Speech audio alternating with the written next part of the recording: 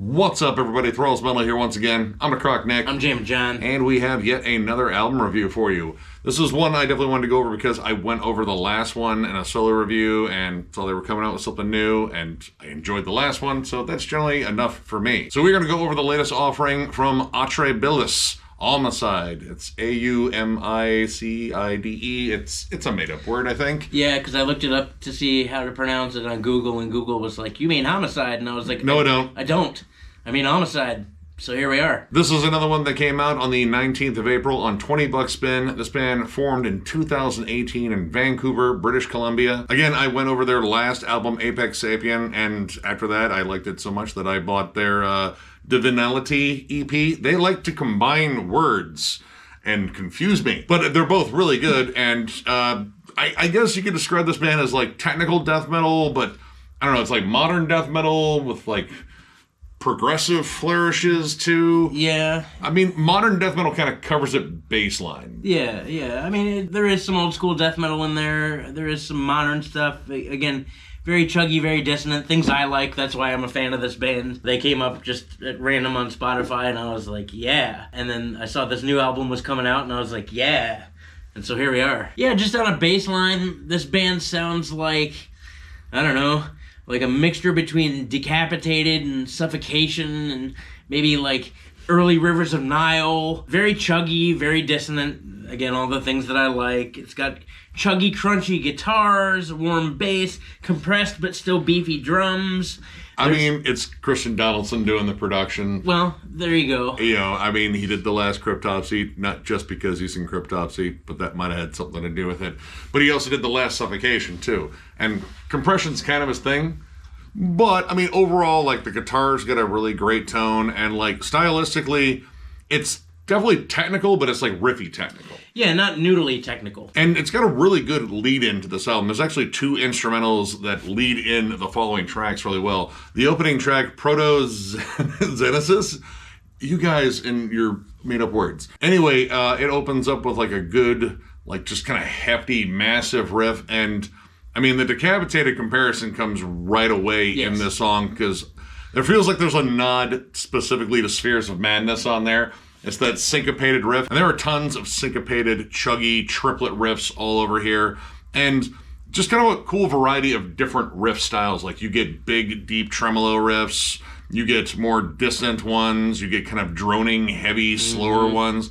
Hell, there's even a slam riff on Salted in Stygia. I got that one right in the first try.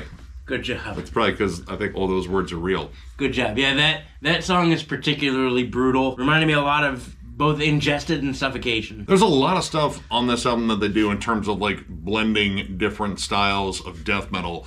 Like you get moments that have, again, that flat out Suffocation level of brutality. Like it's just tight, rigid, blasty. The vocals are just deep, guttural roars. But there's also like elements of like atmosphere and like, again, those weird atonal kind of crawling riffs. Like there's a lot of comparisons you could probably make to GORGUTS on here.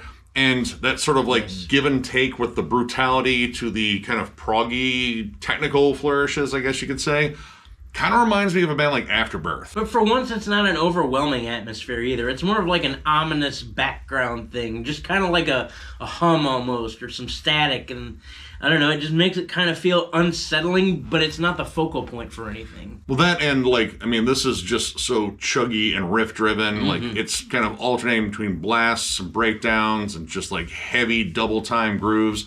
When they do kind of open it up a little bit and allow some of the atmosphere in, it's just, again, like sort of a haunting sort of background hum. The title track, which is another instrumental on here, is probably like one of the few moments where it really slows down and you get some, you know, more open riffs. They're very cold and actually kind of very melancholic. Like it kind of shifts gears from being like super aggressive to being just like more, being kind of peaceful fourish. Like there's like a little bit of like, you know, My Dying Bride and Paradise Lost to the whole vibe. There's some big droning synths. Like I think it's low end synths. It could be a bass effect. There's also haunting chants in the background. Yeah, very, very low. I wasn't sure what I was hearing. Yeah, they're very low. It's kind of like 3/4 of the way through the song, and I wasn't really sure what I was hearing, but they're definite low-end chants. The beginning of that song, and fight me if I'm wrong, dude, the beginning of Aumicide, their title track, their instrumental, sounds like For Whom We Have Lost from Hate Eternal. Just the opening. I've listened to this track now probably 8 or 9 times. I've jammed this record a bunch. And every time I'm just waiting for that dun dun dun dun dun dun, but it never happens. Well, it's more of like a mood setting because it kind of picks up that whole vibe, albeit like with more intensity on Kingdom of Cortisol, the following track. The chanting's still there. It still feels kind of gothic and melancholic. I thought it was a bit blackened, actually. Could be. I mean, the riffs are still like very, like higher up in the register. They're kind of tinny sounding. And it kind of sets us up as like one of the main melodies in the song and then immediately shifts into like some just absolutely savage verses. Like the riff work on here is as creative as it is brutal. Like there's just constant riff changes and again, like alternating between like progressive flourishes that are a little bit more technical, atmospheric stuff, and then just flat out riffy savagery. Like, if you had told me that both Vogue and Terrence Hobbs were the guitarists on this album, I'd be like, yeah, no, that totally makes sense. It's kind of got hallmarks of both of them. But another surprise on here were like kind of these big, sludgy, bending riffs. The song Inward to Abraxas probably has like one of the biggest signature riffs on the entire album. It is this syncopated, chug with a really cool bend and like a dissonant tag at the end. It's kind of like a combination of like Gojira and Crowbar. Yeah, and it comes right at the beginning too, and that is gnarly. Also, the gnarly bend in Kingdom of Cortisol. Yeah. Dude, the riffs feel distinctly sludgy. Like you listen to that riff on Inward to Abraxas, and like there's stuff on there that reminds me of like 12 Crowbar songs. Like it's descending, it's sludgy, like and the tone is thicker than a snicker. But at the same time, you have a blast beat underneath it, kind of dry as a brutality. And man, like this song in particular is a giant standout for me. I love how it is structured. There's great grooves in it. There's also like some really cool melodies on here. And melody isn't like the biggest gear on here, but when they apply it, it's generally very haunting and dark. And I really dig that. Yeah, a lot more melody appeared than I thought it would too. In Hell Simulation, To Snuff the Spirit Guides, and then the very melodic last track, Excruciating Carnate. Chock full of melody, but they're not happy melodies by any means. Oh, no. There's nothing on here that feels like upbeat or anything like that. It's generally, again, very melancholic, dark. Nothing on here really like screams like flat out evil, but it has like just, again, like this sort of like fog hanging over it. I don't know, A Monolith of Flame I thought was super sinister. I like that one because it's one of the few that starts off with a clean melody and it kind of builds into it. And again, this one kind of has that like melancholic sort of dark vibe. And it's also one of the groovier ones. A lot of these songs, again, like frequent riff changes, blast beat patterns, grooves. A lot of it is like mid-tempo to fast, but you do get some like hefty, slower chugs and breakdowns. And then you get some parts where I wouldn't necessarily call it like doomy or anything, but you have more like droning riffs where they kind of let a note sustain a little bit more rather than just, hammering on the syncopated chugs. And the vocals, I think, are a big part of the whole like mood shifting. Like this goes from just flat out raging, just absolutely brutal as hell to, again, like more introspective and dark and, again, like melancholic, melodic. But the vocal shifts on here, I think, are absolutely awesome. It's one thing that I've noticed that I think has improved from the last album in terms of like just changing the mood with the vocals to the riffs. Like he's got a great delivery in multiple ranges. There are high screams. There's a mid-register roar that's a little bit more enunciated. And then there are flat out deep, brutal death metal gutturals on here. And believe me, when they are chugging along and blasting and just doing all the intricate triplet chugging, like the biggest suffocation vibes come out during those parts. And this still has like a lot of love for like old school death metal too. Like it is definitely more modern sounding, but you listen to like a lot of the riffs, like when they get down to like a tremolo groove, like definitely hints of Morbid Angel. Some of the riffs are a little immolation-ish in terms of like the weird tags and dissonance that's on there. The breakdown in Inward to Abraxas is straight Morbid Angel. Yeah. Straight Morbid Angel. Yeah, there are definitely a lot of brutal moments and a lot of decapitated moments too. I wrote decapitated probably 6 times. There's just a lot of grooves and a lot of like picking styles that they choose that are very akin to the syncopation, at least, of Decapitated. Yeah, there's a breakdown on the last track, Excruciate Incarnate, that 100% sounds like it could have been pulled right off of Organic Hallucinosis. Yeah. Yeah, it almost down to the guitar tone, too. Like, it just has that very chunkified, overdriven, just flat out brutal as hell guitar sound that album has. Now, the atmosphere in here, I think, is pretty solid for the most part, but there's one thing that kept popping up in here that was starting to drive me nuts. I think they fell in love with one particular effect. It's like this like delay effect. Yeah, I don't know really what's going on. It just sounds like it keeps, I don't know how to describe it. It sounds like it keeps cutting out. It's kind of like hitting the kill switch on a guitar just over and over and over again really fast while you're in the middle of a riff. Yeah, it popped up on Inward to Abraxas on the bridge, and I was like, what is that? That's like, it's not, I don't know, like, it doesn't really fit. Like, I know they wanted to, like, throw in something to kind of spice it up and add to the atmosphere, but, no. But it's not just the guitars, it's also the vocals. Like, you remember that scene in Tommy Boy where Chris Farley's in his office going blah, blah, in the back of the fan? Dude. Well, just imagine, like, it's Frank Mullen doing that behind a fan. It sounds like that, and they use it a lot. Like, it pops up, like, infrequently, but, like, it shows up on most of the tracks, I would say, where there's, like, just, like, a deep growl that has this, like, again, that, like, kind of, like, delayed little thing. I don't know what that effect is called. I don't either. But it's an overused one. Like, there's definitely, like, a lot of other vocal effects I think that could have been used, like, there's a lot of moments where they layer the roars. It sounds really good. There's even, like, brief, clean vocals on Salted and Stygia. And vocally across this album, I think this is absolutely awesome. Again, like, is another layer of dynamics that has improved from the last one. But that effect really started to drive me nuts at a certain point. And the combination of the guitars and the vocals doing that was like, dude, throw that effect out. Yep.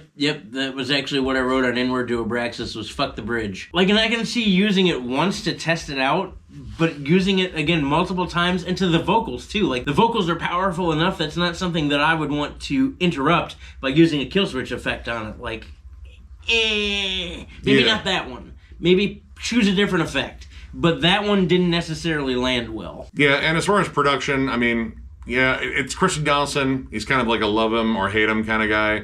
I'm kind of indifferent. I think this one maybe sounds less compressed than, say, like the last Cryptops or the last, Suffocation. Yep. But at the same time, like, there's just a lot of compression on it. And as far as songs on here, I pretty much liked every single one of them.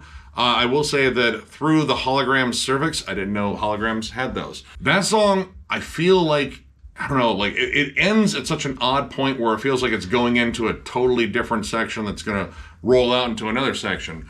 And it just kind of ends. Which sucks, because that song, up until the point that it ends abruptly, is a banger. I think that's one of the riffiest songs on here, dude. Those triplet chugs in the beginning are gnar. The pitch harmonies, dude, those are fucking cool. And then it ends, and you're like, wait a minute. Hold on. Because it really is. I think that song's a banger, but it does end abruptly. Overall, though, I'm going to give this record 4 stars. I dug it. It's riffy as all get out. It's heavy. It's super, super heavy. Even though the fact that it is compressed in the mix, it's still pretty beefy and pretty chuggy. When they hit really powerful accents, like in a Monolith of Flame, like, everything hits really hard. Solid transitions, riffy. It is kind of techy, but not noodly. I really did enjoy all the songs. In fact, the usage of melodics and the harmonies and the tremolos, I think it all just flows very well. The drum work is pretty amazing. The vocals are great. Like, this is definitely a solid step up in the right direction coming off of their last album for sure. And I really did like their last album as well. But this is a pretty good banger. If you're into bands like Decapitated, Black Crown Initiate, Suffocation, Cathexis, GORGUTS, Surreption, stuff like that, you're probably really going to dig this. I would definitely recommend checking it out. I'm going to go ahead and give this a 4. I was initially at a 3.5, but after jamming it, multiple times, I see this as a big improvement over the last one. Like, the last one I thought was really solid. This one, I just feel like the songs are tighter overall, and like everything that they were good at before, they got better at. Like the more brutal sections, the more atmospheric sections. And honestly, I think this is a awesome band for 20 Buck Spin's roster because they don't sound like a lot of the death metal bands on it. I was going to say that earlier, actually. Yeah. This is not a typical 20 Buck Spin release. And it still has a lot of nods to just flat out old school death metal. Again, you can hear Morbid Angel and Immolation on here, but you also hear Decapitated, of course, early Rivers of Nile. This is really built on like a lot of like heavy syncopation and atmosphere. Like there's a lot of cool creative riffs on here. Some of the effects, or at least one of the effects, kind of got a bit annoying, but it didn't kill the album. Like it was just the thing you go, all right, this next riff's cool. Yeah. I think the vocal dynamics on here are absolutely awesome, and the riff work in here is just insane. Like it's technical in a riffy sense. It's not trying to like squeeze in arpeggios and noodle around. Like I don't think there's even really a lot of solos on here. There wasn't. There was a dive bomb lead per se in Kingdom of Cortisol, but that was it. And honestly, like the album functions well without it. Like I didn't really even notice there weren't any leads just because the riff work was so good. Yeah. If you're a big fan of, I would definitely say like Suffocation, Decapitated, and GORGUTS. Like mix up those three and kind of build like a Voltron-like death metal robot out of it, and you have this band. I strongly recommend checking this one out and check out their other albums as well. So, if you enjoyed this review, give it a thumbs up, and if you are new to the channel, subscribe, because we do stuff like this all the time. We are also on Patreon. If you'd like to help us out there, there's a link down below, thrallsmetal.com. Our Patreon link is there. It is also on our channel, up in the banner in the bottom right-hand corner. But if you're looking for Thralls Metal stuff, you have to go to thrallsmetal.com. We have shirts, both old and new. The old shirts are discounted, and the new shirts are not. But we also have hats, too, so if you're looking for any of that stuff, click the link down below. As always, tons of stuff going on at Thralls of Metal, whether it be album reviews or discography rankings or whatever the myriad of things that Nick has going along here. Things that I will do will return eventually. We'll get there. I don't have internet, but, whatever. Anyway, we keep doing all this stuff because of you guys. We genuinely appreciate all of you who have liked and commented and continue to talk to us all the time and really keep this channel flowing and progressing such as it is. We're at an unfathomable number here right now at Thralls of Metal. I think we're like 17,500. I don't know.